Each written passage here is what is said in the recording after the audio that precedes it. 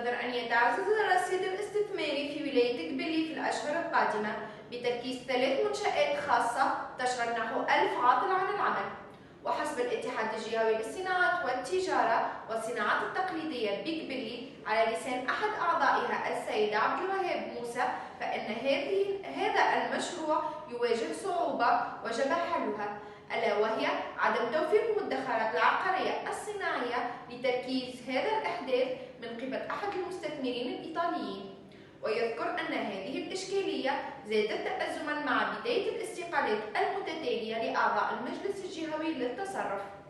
أما عن مكونات هذا المشروع الإيطالي فتشمل إحداث مصنع للأحذية ومركز ترفيهي ونحو 40 محل تجاري، ومن المنتظر أن يتوفر نحو 1000 موطن شغل.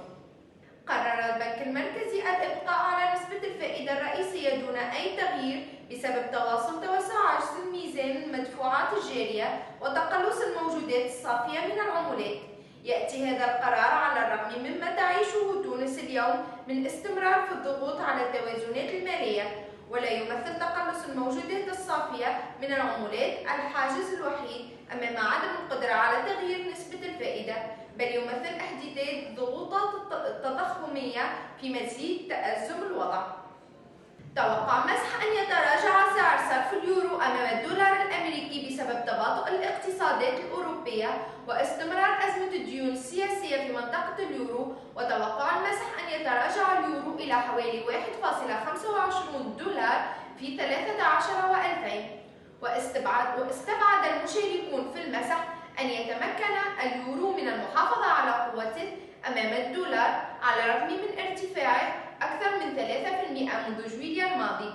يشار إلى أن مسوح اقتصادية حديثة توقعت استمرار تباطؤ نمو منطقة اليورو وبالتالي تفاقم أزمة الديون، الأمر الذي سيزيد في ضعف اليورو أمام الدولار. تم يوم 5 و6 نوفمبر الجاري إمضاء اتفاقية إطارات للتعاون اللامركزية بين ولاية قفصة ومنطقة لالويرغ الفرنسية في مجالات التنمية الاقتصادية والاجتماعية والثقافية وتبادل الخبرات. وقد كان للوفد الفرنسي زيارة إلى معتمدية القطار قبل إمضاء الاتفاقية بيوم، وللإشارة تمتد اتفاقية الشراكة على مدى 3 سنوات بين أطراف عن ولاية قفصة ممثلة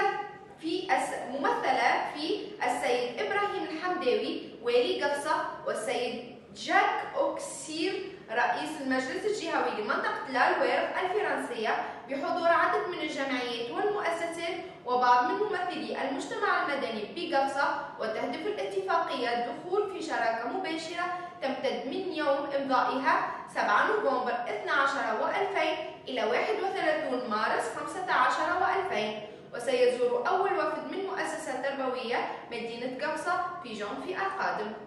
عقدت مديرة التعاون الدولي بوزارة التجارة والصناعات التقليدية فاطمة الوسلاتي اللقاء الإعلامي الدوري للوزارة بمقر رئاسة الحكومة، وقدمت خلال هذا اللقاء لمحة عن اتفاقية التبادل الحر والمعمق والشامل مع الاتحاد الأوروبي. وبيّنت في هذا الإطار أن التبادل الحر من أهم آلية الشراكة المتميزة مع الاتحاد الأوروبي خلال المرحلة المقبلة. كما أضافت أنه من أهم مكونات مخطط العمل المشترك التونسي الأوروبي الذي سيتم على أساسه منح تونس مرتبة الشريك المتميز خلال الدورة التاسعة لمجلس الشراكة الأوروبية التونسي في 19 من نوفمبر الحالي. وأضافت مديرة التعاون الدولي أن هذه الشراكة المتميزة لها 3 أبعاد: بعد سياسي يهدف إلى إرساء دولة القانون والديمقراطية وإلى تكريس حقوق الإنسان، وبعد اجتماعي يهدف إلى دعم التعاون في مجال التعليم والتكوين والتشغيل، وبعد اقتصادي يرنو إلى تحقيق اندماج اقتصادي أوسع في القضاء الأوروبي والأورو متوسطي. يزور تونس وفد من وكالة التصنيف الأوروبية فيتش راتينج التي ستستعد إلى التحليل السنوي للترقيم الانتمائي لتونس.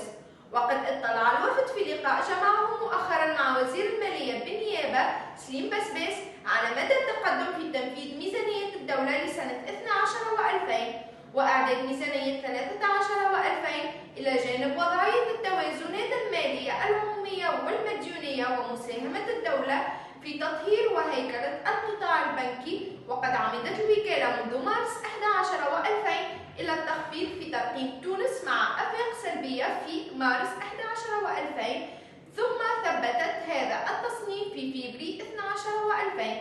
وستعمل الوكالة من خلال الاطلاع على الوضع الاقتصادي في البلاد إلى البت في هذه الآفاق السلبية، أما بالرفع من الترقيم إلى آفاق مستقرة أو التخفيض في الترقيم بدرجة.